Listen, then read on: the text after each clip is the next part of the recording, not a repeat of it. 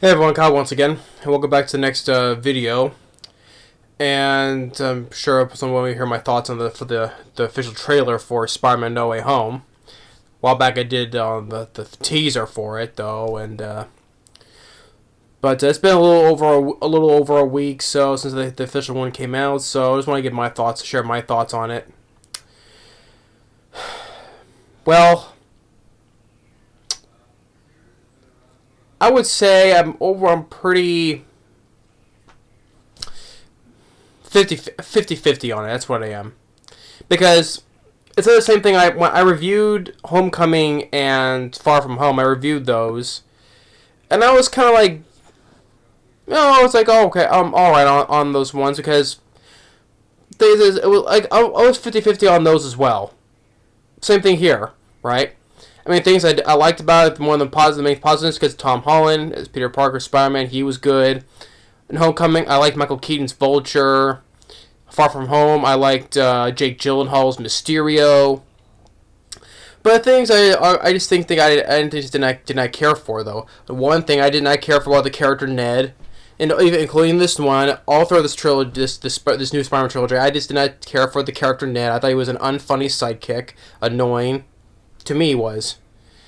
Zendaya, or who plays MJ. It's not Mary Jane. I think it's Michelle Jones. I think, but MJ. I just didn't think the whole throughout this whole series. I didn't buy. Didn't feel like that they build her enough to have her have that relationship with Peter Parker.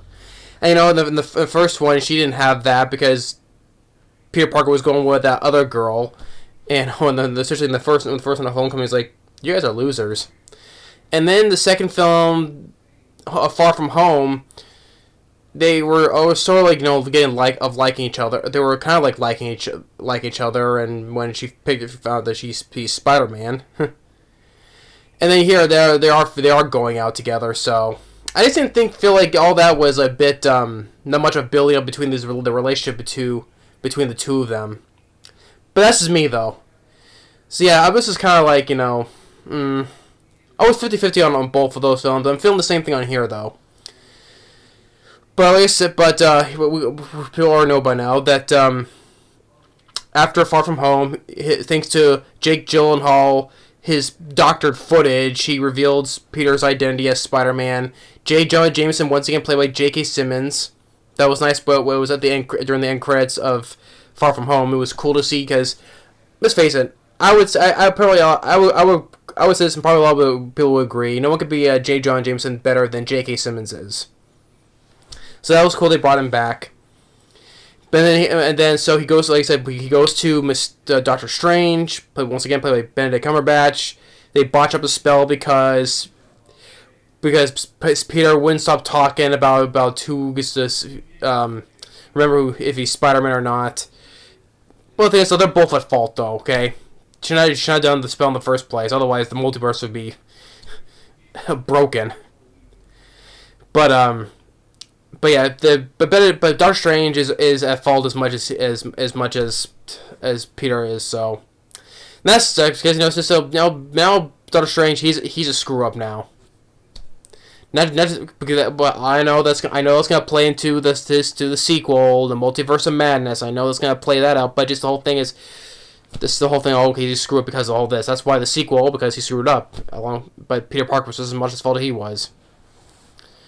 Even Wong told him to cast a spell, but he did it anyway. So, and then we can bring in Alfred Molina's Dr. Octopus.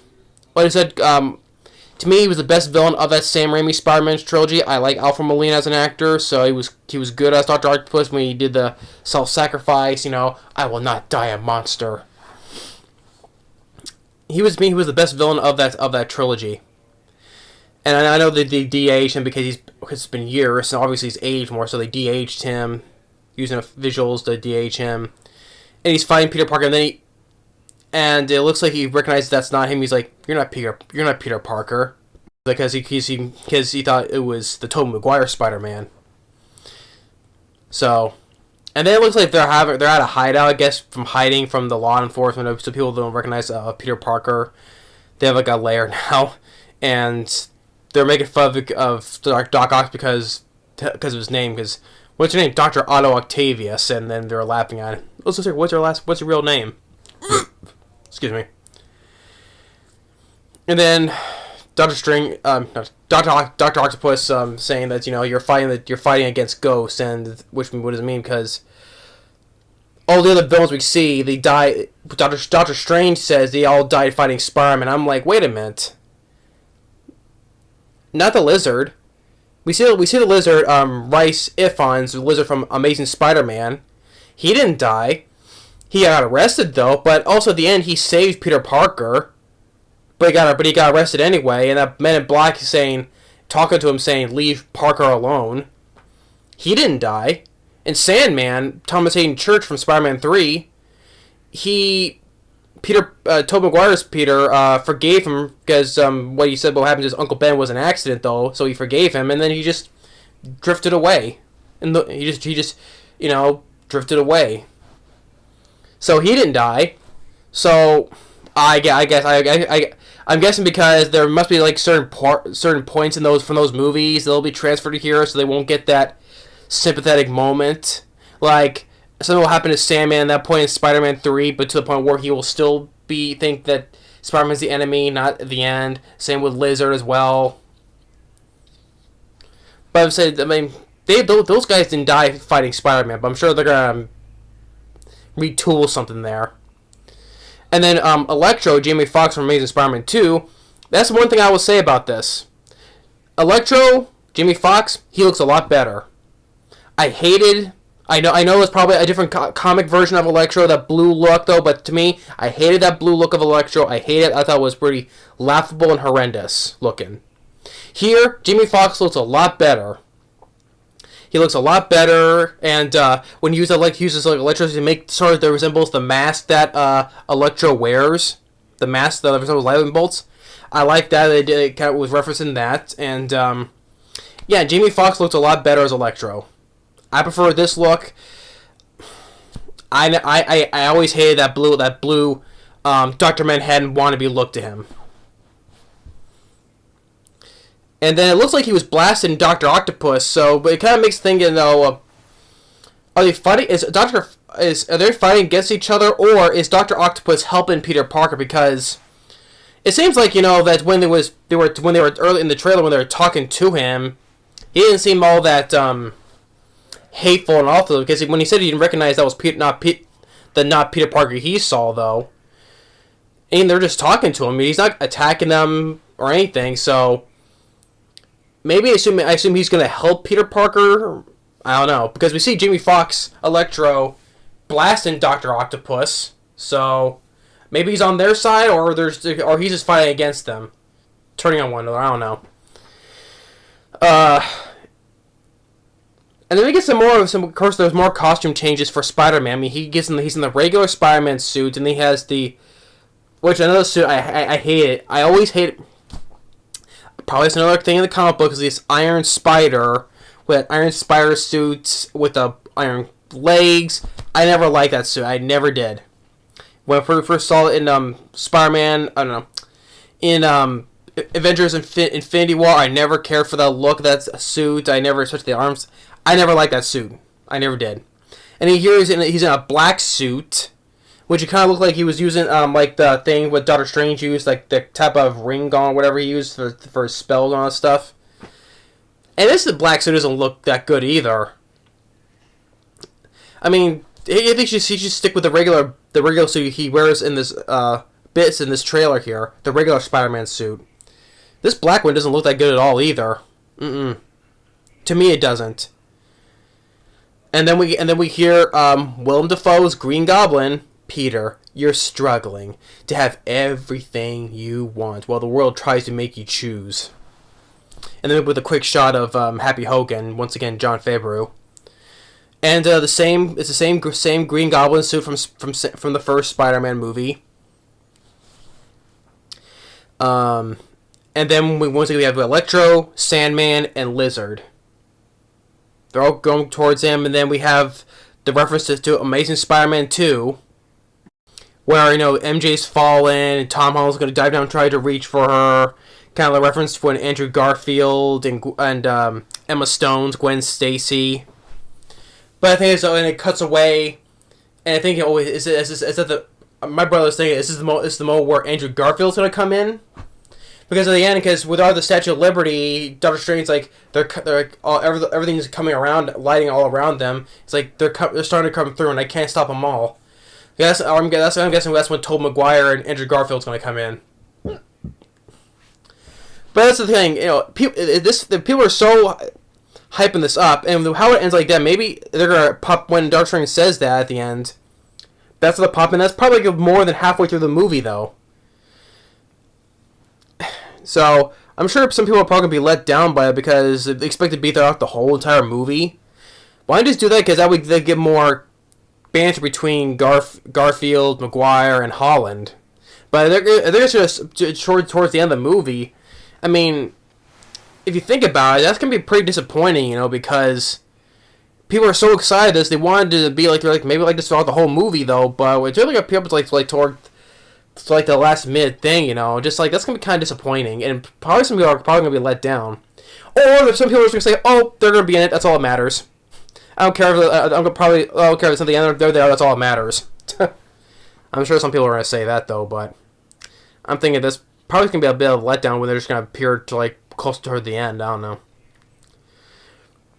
And that's the thing, I mean, if we do though, because we know they're gonna be in it. But what's the thing is that happened with Tobey Maguire and Andrew Garfield though? That's at least that begs the question from their own universes. What happens to them?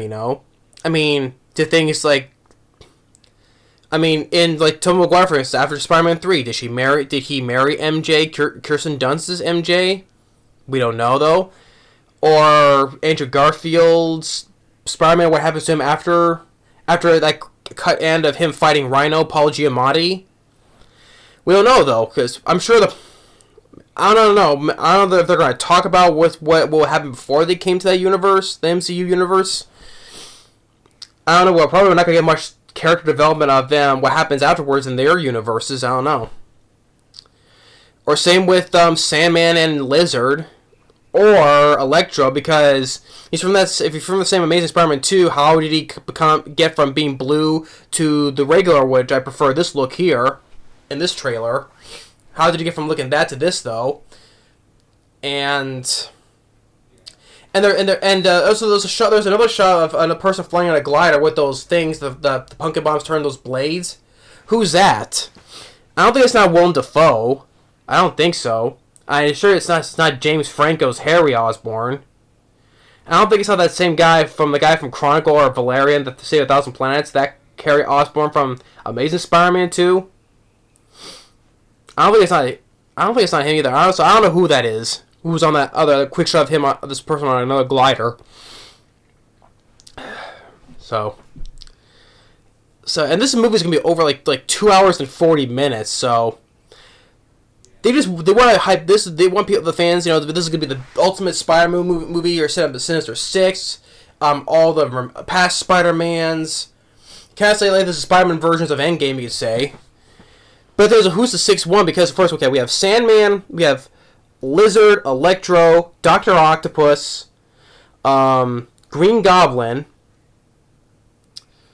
Well, Michael Keaton's Vulture is going to be in Morbius, so I don't think he's not going to be in this. Venom, which we probably know by now that if you see the end credits of the second Venom movie, where that light blasted. And then we were Venom and Eddie Brock saw the Tom Holland Spider-Man on the TV, transferred to their universe. But the thing is, though, is he going to help Peter Parker? Because the thing is, well, if you've seen the post-credit, he's saying that guy, he's licking the TV, so he sees him probably as an enemy. Maybe Venom, I don't know, because, well, Venom, he is the arch enemy of Spider-Man, but at the same time he's an anti-hero as well, the Lethal Protector. So they got that. Maybe it's Venom, I don't know. Because he was supposed to be introduced in the MCU because of that. Maybe it's another surprise. Which I was picking a surprise. I'm surprised they did not give away the Tobey Maguire and Andrew Garfield in the trailer. Because the thing, they want people to be surprised, which I know they're gonna be in the movie, but they didn't give everything away, which I'm glad, because most trailers nowadays, they always give everything away they always practically give the whole movie away in a trailer. I hate when they do that, though. Here, they didn't basically do that, you know. They didn't give away Tom Maguire or Andrew Garfield. They didn't give that away. Which, yeah, it starts to makes people surprised, you know. Okay. And speaking of, I hate when they do that in the beginning of the trailer. There's like a 5-second thing before the trailer starts. A 5-second mini trailer, then it comes to the original trailer. Why do they do that?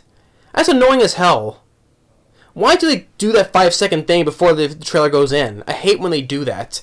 I just prefer to go, you know, this movie's rated R, rated PG-13, PG, whatever. You know, the Green Band trailer, the Green Band logo. I just hate when they do that, though. Just stick with that. But at least the marketing on this trailer was pretty good, I would say. They didn't give everything away. Well, I think we're seeing most of the movie. Well, most of like the it's not gonna be all given away, though. It's like about not all it was given away. I can't put in the worst, but at least it was not full on given away. So at least this trailer was like a little bit consistent on that. So I give it that. But the thing is, though, I was probably still thinking, you know, because I pretty much don't care for the new MJ or the character, especially the character Ned. I'm just probably it's cool. It's cool to see all these characters come back, yeah. But at the same time, the subscriber will still be 50-50 on it. The same thing with the previous Spider-Man movies.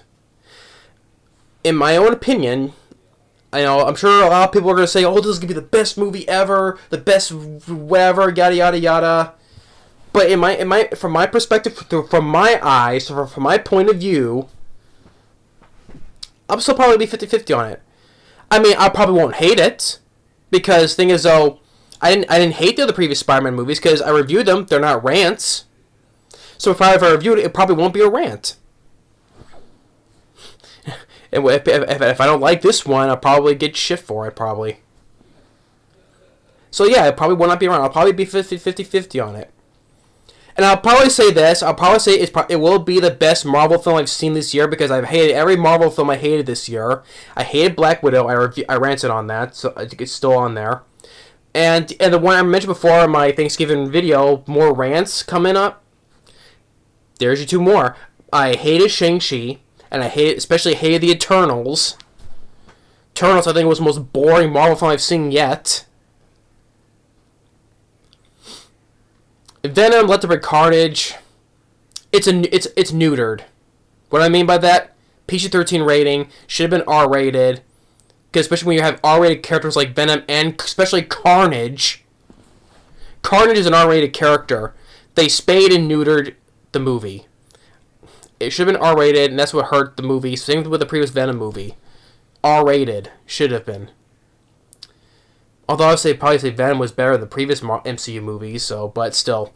But as for the MCU movies itself, I hated Black Widow, I hated Shang-Chi, and I hated Eternals. Sadly, the best movie, the superhero film I've seen, was a DC film, and that was The Suicide Squad. How about that for irony?